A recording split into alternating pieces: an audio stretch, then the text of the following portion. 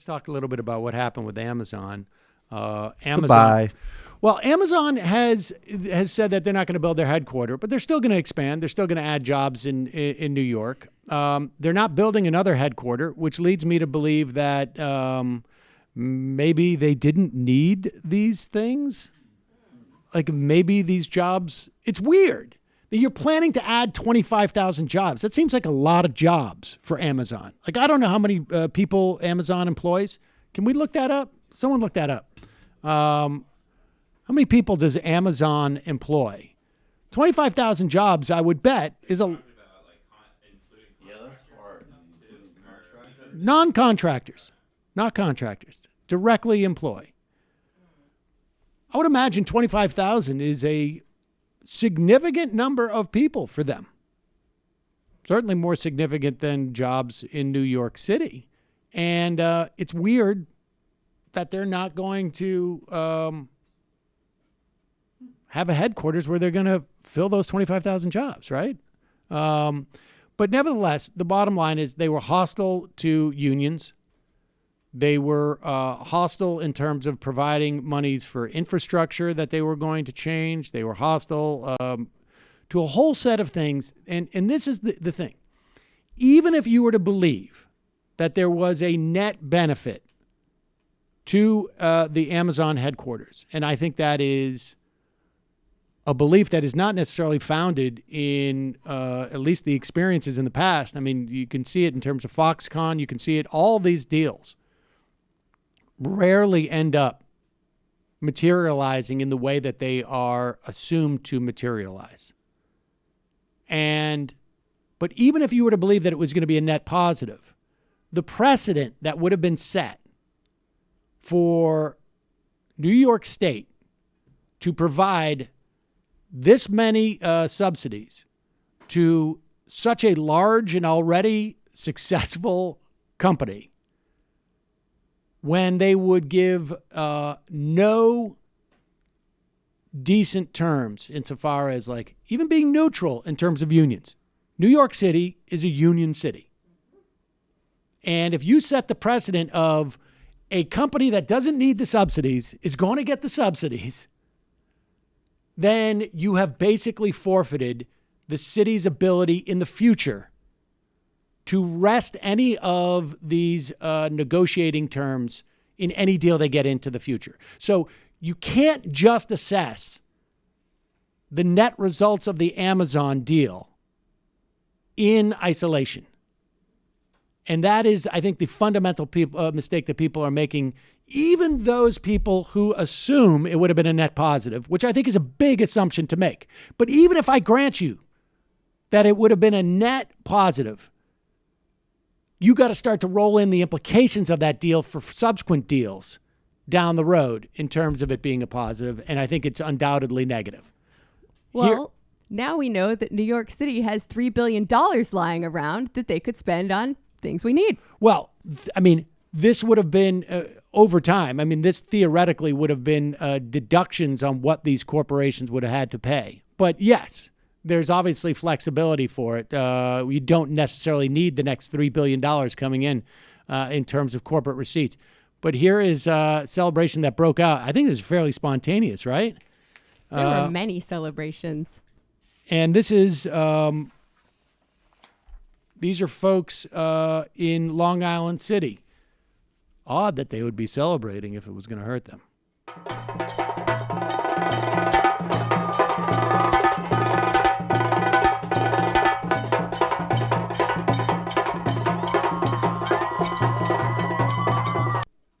A lot of developers about the sort of synergy between Amazon being next to a large housing project.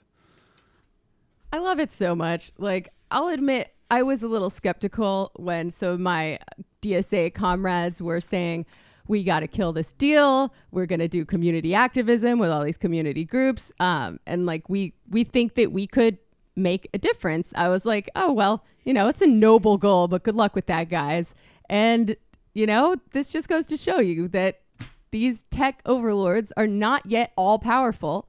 And at least in a place like New York, we really can make a difference just by doing good old-fashioned organizing. Go vote for and organize for Nomiki Konst. I think that definitely her platform and position running a real campaign for public advocate played a small role in this, but not an insignificant one. And we need people now in leadership who are just going to oppose these things. I think it also exposes the intentions of Amazon in coming here. Because if the intentions were strictly material in terms of what they needed to do for their business, in terms of specifically their operations, they wouldn't be that concerned that there was like public sentiment was I guess, jaded towards them. This is a company that fundamentally does not want to be a citizen of the community they're in. That's why they didn't even bother to look at places that really needed help, right? That's why they didn't even look at these places where they could go in and make a difference, a positive difference on day one, where perhaps getting subsidies would actually be a worthwhile thing to do in cities that were hurting. And at least, at the very least, in terms of some type of tax reduction, you know, if you're in a place like Detroit, let's say, it's conceivable that it's the need and for a city like that may be that much more acute than in New York. That the stakes for giving a subsidy to Amazon are less than they would be in this city. And so, but Amazon fundamentally does not want to do that. And so they apparently, what they wanted to do was, I think, is to be close enough to New York to have influence on the media. Oh, of course, definitely. they picked New York and the D.C. metro area. I mean, it's quite like this whole ridiculous feudal style Hunger Games national competition. I mean, I think that does underscore how grotesque it all is. I mean, it was so obvious where they wanted to go. And then they would have a bunch of pageantry. And I think even just the process of all of these cities and states prostrating themselves and begging this company, which is structurally dangerous to our economy, and delivering well-being, them all the details about their current infrastructure. delivering, yes, it's a exactly. giant info. It was like a large scale version of the scam of like, do a work assignment for us as part of an interview process. Pay me. Right. Exactly. God. Yeah, I read actually one factor that concerned Amazon executives was how, I'm quoting now from twitter.com, how activists in New York broadened their attacks from the specifics of the deal to the company's practices far beyond the 5 boroughs on unions and working with ICE, according to 2 people familiar with Amazon's decision. And Amazon, the reason why Amazon didn't say, you know what, we'll stay neutral when it comes to unions is the exact same reason why, or I should say the inverse of the reason why New York had to say no to them. Because Amazon doesn't want to create a precedent in New York that they're going to be neutral in terms of unions.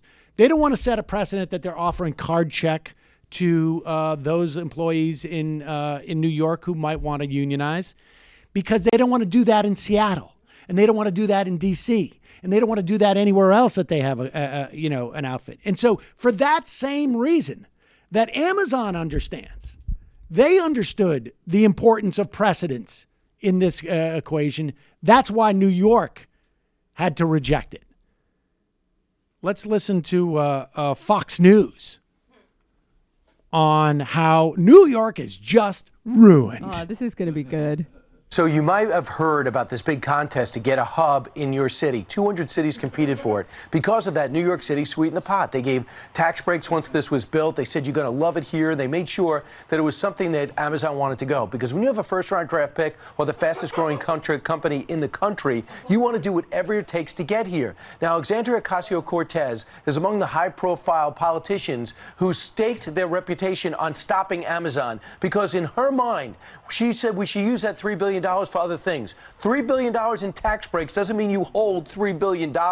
So she won. She actually believes that New York benefits by not bringing the fastest, most effective, the biggest company in the country to New York City. Listen to her. Pause it for 1 second. Incidentally, Amazon's already here. They're in New York. I don't know how many employees they have in New York, but I think it's thousands. And they're expanding. And guess who else is expanding here in New York without any of these big subsidies? Google. I think it's incredible. I mean, it shows that everyday Americans still have the power to organize and fight for their communities, and they can have more say in this country than the richest man in the world. We were subsidizing those jobs. So for the city was paying for those jobs. So frankly, if we were willing to give Amazon if we were willing to give away $3 billion for this deal, we could invest those $3 billion in our district ourselves if we wanted to. We could hire out more teachers. We can fix our subways. We can put a lot of people to work for that money if we wanted to. There's an expression, you got to spend money to make money. We were going to make, it was $25 to $30 billion over the next 20 years. So what's $3 billion in tax breaks? Do you know what that company would have done as it spread out, and also with the tech Every sector? state is fighting for Amazon. Every state is fighting for Mark this. Thiessen. Oh, my God. Well, I also again, this makes zero difference, but I do recall having arguments with your ilk about you spend money to make money. That's interesting when it only applies to giving a break to a giant predatory corporation. But right. General principle? Yeah. Word. Right. Word up. Also, with he made a mention about when you got a great draft pick, like you don't get to bid on draft picks. The team with the worst records gets to select those. So maybe we should have let, like, I don't know, Detroit. Yeah, Detroit. It's trickle Rural down South economics, Carolina. pure and simple. They just keep trying to sell it in a new package, and it's ridiculous and sad. Super sad, but they're really up in arms about it. I love the sour grapes from everyone. It's hilarious. Newark, New Jersey says, please bring it here. We need it. I understand it. Hey, listen, you have to understand something. Amazon's a first-round draft pick. You pay a lot for first-round draft picks and high-profile free agents. There's no difference. You have to make this good for Amazon. All right. He's so bummed. You know what that sounds like to me? That sounds like Kilmeade bought some property in Long Island City. Incidentally, I had pulled this the other day when they were threatening it. I just looked. Local real estate folks were saying that if Amazon does, after they were threatening, if Amazon does pull out, this will be good for the folks who live in the neighborhood. If they pull out. And some of the big losers, of course, are those real estate speculators. Yeah, Boo-hoo. I mean, I think they're probably going to win anyways. I mean, that's the thing, is that I can guarantee you those Amazon executives who bought the property when they knew that Amazon was going to do this and it wasn't public, they're going to hold on to that property. And instead of maybe making, 75% returns in a 2 or 3 year period, they're just going to make like the normal 15 to 20% return year over year that you make on New York real estate. And there's no doubt in that area, there's going to be other companies that come into those areas. They're not going to have the same monopolistic power as Amazon. If they want those subsidies and they want it aggregated in that way, they're going to have to give something to the city, and that's going to ultimately be better. But here is please tell me this is some real estate jackass whining. this is a local business who. Thank God, this guy looks like such a schmuckle. Here we go. I'm not going anywhere. I'm inviting more people to come down here and tell you what's up. This street is garbage, and it's probably partly your fault. Oh, okay, Ryder truck parking lot? Is that that's the best we're gonna do around here, is a Ryder truck parking lot? We're a goddamn embarrassment to New York City now because of you guys. Happy? Wow. Well, actually, I am. I mean, I'm even happier now. And I think you should treat Ryder Company with a little bit more respect. They actually provide a lot of jobs. I mean, the bottom line is going to be, we're going to see how New Yorkers react to this. And this is going to be a much more democratic process than it was set up by de Blasio and Cuomo in the first place. I mean, that was what was problematic, is this was just fundamentally not a democratic process. They did this behind closed doors. They sprang it on people. They did not realize what the community expected in terms of returns for giving the one of the wealthiest individuals in the world this kind of tax break. I also think, and this is just politics, when Bloomberg came out, and, you know, not for any deep justice reasons, obviously, because Bloomberg is almost like an avatar of the problem in New York City. But when he basically was like, I don't think they need those tax subsidies, I think that, like, the way people are going to react to it has been pretty strongly set. Like, the people who opposed the deal were all over it really quickly. And you could tell, like, of course, de Blasio and Cuomo were wrong on the merits, but particularly, like, and Cuomo doesn't care. I mean, Cuomo's actively hostile to this position, but de Blasio obviously fancies himself as part of the progressive movement, and he is in some ways. But I mean, he was just could have not have been more flat-footed. It's like, dude, you're a couple years out of date, and it's moving real fast. Oh, yeah. Cuomo is promising reprisals, which I've no doubt that he will deliver because he's a vindictive asshole. De Blasio is trying to pretend like he's on the community's side now. So they're both being very characteristically themselves. I also like how quick they are to blame it on local socialists, as if, you know, you can still do the Red Scare on people. And well, sure, you could still do the Red Scare, but let's just say, like, yes, I will take credit. We killed it. Thank you. We have a lot of power. It's good PR. All right, I got time for one more call.